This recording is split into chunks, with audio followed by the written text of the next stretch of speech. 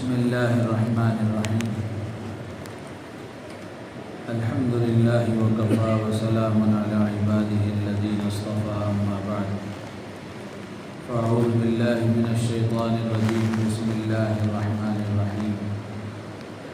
فبما رحمة من الله لنت لهم ولو كنت فظا غليظ القلب لانفضوا من حولك فاعف عنهم واستغفر لهم وشاورهم في الأمر فإذا عزمت فتوكل على الله إن الله يحب المتوكلين. صدق اللہ العظیم. محترم بزرگ و عزیز دوستو، یہ سورہ آل عمران کی ایک آیت ہے. اس آیت کا پس منظر یہ ہے کہ غزوہ احد کے موقع پر یہ آیت نازل ہوئی. غزوہ احد کا واقعہ مشہور واقعہ ہے، بارہا آپ نے بھی سنا ہوگا. پہلے کامیابی اور فتح حاصل ہو گئی تھی مسلمانوں کو، پھر وہ فتح شکست میں بدل گئی. وہ اس طرح بدل گئی کہ اللہ کے رسول صلی اللہ علیہ وسلم نے کچھ صحابہ کو ایک بلند مقام پر پیچھے کے حصے میں کھڑا کیا تھا. وہ اس لیے کھڑا کیا تھا تاکہ دشمن پیچھے سے آ کر حملہ نہ کر دیں، اس لیے یہ جماعت نگرانی کرتی رہے. اس لیے کچھ صحابہ کو وہاں متعین کیا گیا تھا. جب جنگ فتح ہو گئی اور مسلمانوں کو فتح حاصل ہو گئی تو اس جگہ جن صحابہ کو اللہ کے نبی نے متعین کیا تھا، وہ صحابہ یہ سمجھ کر کہ اب تو جنگ ہو گئی، مسلمان مال غنیمت حاصل کر رہے ہیں، تو وہ صحابہ جن کو ایک بلند مقام پر متعین کیا گیا تھا وہ وہاں سے آ گئے. دشمنوں نے دیکھا کہ یہ پیچھے کی جگہ خالی ہے تو پیچھے سے آ کر انہوں نے حملہ کر دیا، جس کے نتیجے میں فتح شکست میں بدل گئی. خود سرکار دو عالم صلی اللہ علیہ وسلم کے دندان مبارک شہید ہوئے اور آپ کے سر میں بھی چوٹ آئی. تو اس طرح اس پس منظر میں یہ آیت نازل ہوئی. جب وہ صحابہ وہاں سے آ گئے اور پھر یہ حادثہ پیش آیا تو ان صحابہ کے اللہ کے نبی علیہ السلام کے بتانے کے باوجود وہاں سے آ جانے کی وجہ سے اللہ کے نبی علیہ السلام اس سے رنجیدہ تھے، آپ کو تکلیف ہوئی. تو اللہ تعالیٰ نے یہ آیت نازل فرما کر گویا اللہ کے نبی علیہ السلام کو یہ پیغام بھی دیا کہ اے اللہ کے نبی، آپ ان کے ساتھ سختی کا معاملہ نہ کریں اور ان کو ملامت نہ کریں، بلکہ درگزر سے کام لیں.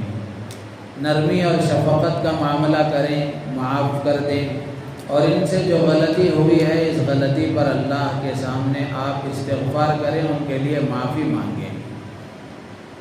تو اللہ تعالیٰ فرماتے ہیں فَبِمَا رَحْمَةٍ مِّنَ اللَّهِ لِنتَ لَهُمْ. یہ اللہ کا فضل ہے کہ آپ ان کے لیے نرم ثابت ہوئے. وَلَوْ كُنْتَ فَظًّا غَلِيظَ الْقَلْبِ. اگر آپ تیز مزاج اور سخت دل ہوتے تو لَانفَضُّوا مِنْ حَوْلِكَ. یہ جو صحابہ آپ کے ارد گرد ہیں یہ آپ کے اطراف و اکناف نہیں ہوتے، چلے جاتے. فَاعْفُ عَنْهُمْ. آپ ان کو معاف کر دیجئے. وَاسْتَغْفِرْ لَهُمْ. ان کے لیے استغفار کیجئے. وَشَاوِرْهُمْ فِي الْأَمْرِ. اور ان کے لیے اور ان کے ساتھ معاملات میں مشورہ کیجیے. یعنی پہلے جیسے ان کے ساتھ معاملات میں مشورے کا تعلق تھا اور ان کے ساتھ نرمی اور شفقت کا معاملہ تھا، اس غلطی کے بعد بھی آپ اسی شفقت کو باقی رکھیے. تو اس آیت کے تحت میں حضرات مفسرین نے اصول لکھا ہے کہ تعلیم و تربیت میں، امر بالمعروف اور نہی عن المنکر میں آدمی کو نرم مزاجی اختیار کرنا چاہیے، سخت مزاجی کو چھوڑ دینا چاہیے.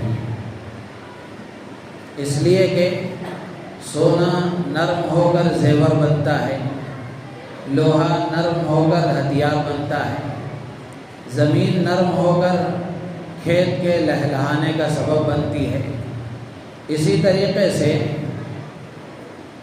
اسلامی تعلیمات کے مطابق نرمی اور نرم طبیعت یہ ایسی خوبی ہے جس کی وجہ سے آدمی کے رویے میں رحمت اور شفقت پیدا ہوتی ہے، معاف کرنے کا جذبہ پیدا ہوتا ہے، آسانی اور مہربانی کا جذبہ پیدا ہوتا ہے، بردباری پیدا ہوتی ہے۔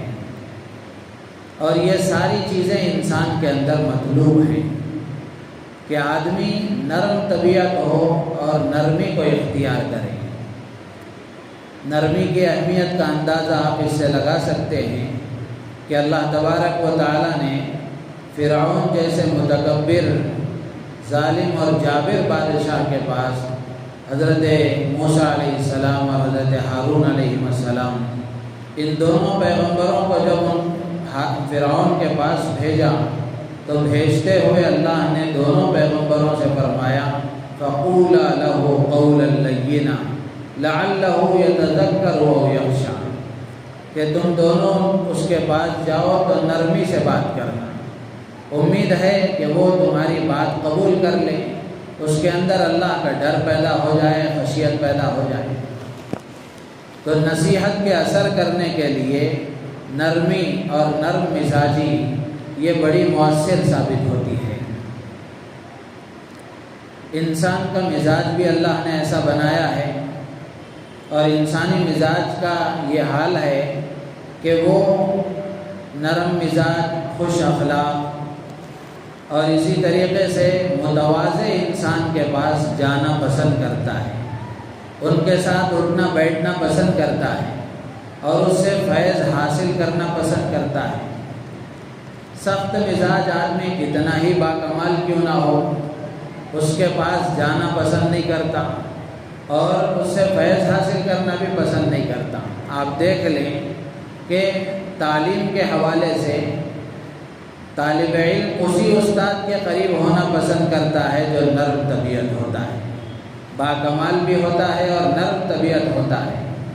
اسی طرح بچہ اسی باپ کے قریب رہنا پسند کرتا ہے جو نرم طبیعت ہوتا ہے۔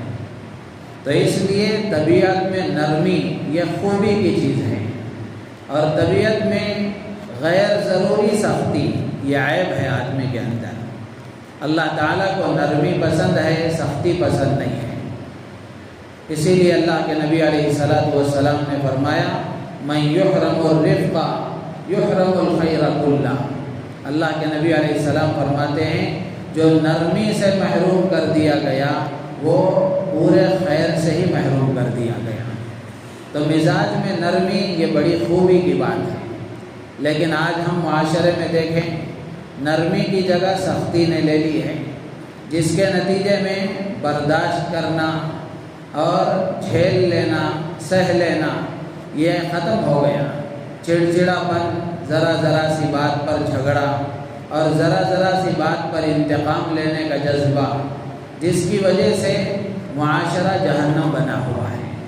چاہے گھریلو زندگی دیکھیں یا باہر کی زندگی دیکھیں، ہر جگہ جھگڑے اور ہر جگہ فسادات، اس کا ایک بڑا سبب یہی ہے کہ طبیعتوں میں نرمی نہیں رہی۔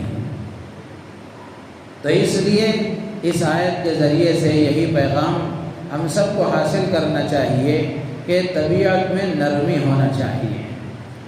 جس کی طبیعت میں نرمی ہوتی ہے، جو متواضع اور تواضع پسند مزاج کا حامل ہوتا ہے، لوگ اس سے ملنا پسند کرتے ہیں، اس کے ساتھ بیٹھنا پسند کرتے ہیں، اس کے ساتھ وقت گزارنا پسند کرتے ہیں، اور نرم مزاج والا آدمی لوگوں میں جوڑ پیدا ہونے کا سبب بنتا ہے۔ لوگ اس سے فائز اٹھاتے ہیں اور اس سے فائدہ اٹھاتے ہیں۔ تو اس لیے نرمی اپنے اندر پیدا کرنا یہ انتہائی ضروری ہے۔ اللہ کے نبی علیہ السلام نے ایک حدیث میں فرمایا کہ نرمی پر اللہ تعالیٰ جو دیتے ہیں وہ نرمی کے علاوہ سختی پر نہیں دیتے۔ تو اس لیے عام حالات میں اور اسلامی تعلیمات کے مطابق نرم مزاج آدمی کو بننا چاہیے۔ جو آدمی نرم مزاج ہوتا ہے، چاہے وہ باپ کی شکل میں ہو، شوہر کی شکل میں ہو، یا پھر مالک اور اونر کی شکل میں ہو، لوگ اس سے جڑتے ہیں، بچے اس کے ساتھ جڑتے ہیں، بیوی اس کے ساتھ جڑتی ہے، اور اس کے ملازم اس کے ساتھ جڑتے ہیں، اس کے ساتھ رہتے ہیں۔ اور چڑچڑاپن اگر ہوتا ہے یا پھر سخت مزاج آدمی ہوتا ہے تو اس کے قریب ہونا پسند نہیں کرتے۔ تو اس لیے آدمی کو چاہیے کہ وہ اپنے اندر نرم مزاجی پیدا کرے۔ نرم مزاج ہوگا آدمی تو سہ لے گا، جھیل لے گا، برداشت کر لے گا، اور درگزر کا جذبہ اس کے اندر رہے گا۔ گھروں کے حالات جو دارالقضاؤں میں جا کر دیکھیں، میاں بیوی کے جھگڑے وغیرہ، تو ان سب کے پیچھے بنیادی اور بڑا اہم سبب یہی ہوتا ہے کہ شوہر سخت مزاج ہے، یا پھر بیوی کا مزاج صحیح نہیں ہے، وہ چرب زبان ہے، جس کے نتیجے میں رشتوں کے توڑ کی نوبت آ جاتی ہے۔ اگر نرمی آ جائے تو پھر جوڑ پیدا ہو جائے گا۔ اسی لیے کہتے ہیں کہ دو چیزیں ہر تعلق کے باقی رکھنے کا سبب ہیں۔ ایک آدمی کی زبان میں میٹھے بول ہوں، نرمی ہوگی تو وہ چیز بھی آئے گی، تو میٹھے بول ہوں، اور دوسرا برداشت کرنے کا جذبہ ہو۔ یہ دونوں چیزیں نرمی ہی سے حاصل ہوتی ہیں۔ تو اس لیے آدمی نرمی اپنے اندر پیدا کرے گا تو انشاءاللہ العزیز یہ نرم مزاج ہونا بڑی خوبی ہے، یہ ہر جگہ آدمی کے کام آئے گا۔ اللہ نے حضور سے فرمایا کہ یہ آپ پر اللہ کا فضل ہے کہ آپ نرم طبیعت ہیں، جس کے نتیجے میں یہ سارے صحابہ کا مجمع آپ کے ساتھ جڑا ہوا ہے۔ اگر آپ سخت مزاج ہوتے، سخت دل ہوتے، تو یہ ارد گرد جو عاشقین کا مجمع ہے، یہ مجمع آپ کے ارد گرد نہیں ہوتا۔ اسی طرح آگے اور بھی باتیں اس میں اللہ نے بیان فرمائی کہ آپ درگزر کیجئے، اسی طریقے سے ان کے ساتھ مشورہ کیجئے۔ یہ مشورہ ایک الگ عنوان ہے۔ تو آج اسی بات پر اپنی بات کو ختم کرتے ہیں کہ نرم مزاجی یہ خوبی کی بات ہے، اور سخت مزاجی آدمی کے لیے عیب ہے۔ ہاں، نرم مزاجی شریعت کے حدود کے اندر ہونا چاہیے۔ جہاں دین کی توہین ہو یا شریعت کے کسی حکم کو پامال کیا جا رہا ہو، وہاں نرمی یہ شریعت کے اندر پسندیدہ نہیں ہے۔ وہاں آدمی سختی کے ساتھ اس کو روکنے کی کوشش کرے، اس کے غلط ہونے کو بیان کرے، لیکن اس میں بھی شفقت کا پہلو ہونا چاہیے۔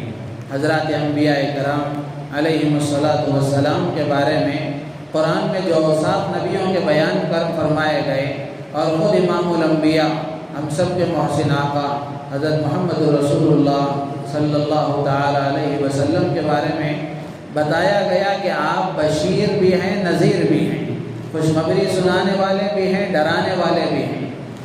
تو مفسرین نے لکھا ہے کہ ڈرانا، نذیر، ڈرانے والا، یہ انذار کہتے ہیں آدمی شفقت کے ساتھ ڈرائے۔ سامنے والے کو جو آدمی ڈرا رہا ہے وہ اس لیے ڈرا رہا ہے تاکہ اس کا بھلا ہو جائے۔ تو اس لیے جہاں دین کی توہین ہو رہی ہو، شریعت کے احکام کو پامال کیا جا رہا ہو، وہاں نرمی یہ مناسب نہیں ہے، بلکہ سختی کے ساتھ، شفقت کے ساتھ، شفقت کے پہلو کے ساتھ سختی آدمی کر رہا ہے، لیکن جذبہ یہ ہے کہ یہ آدمی اس سے بچ جائے، اس گناہ سے وہ بچ جائے، اس غلطی سے وہ بچ جائے۔ اس جذبے کے ساتھ اگر آدمی سختی کرے گا تو یہ سختی بھی اس کے لیے مفید ہوگی۔ اللہ تعالیٰ سے دعا ہے اللہ تعالیٰ ہم سب کو ان باتوں پر عمل کی توفیق عطا فرمائے۔ سبحان اللہ بحمدہ، سبحانک اللہم وبحمدک، نشہد ان لا الہ الا انت، نستغفرک۔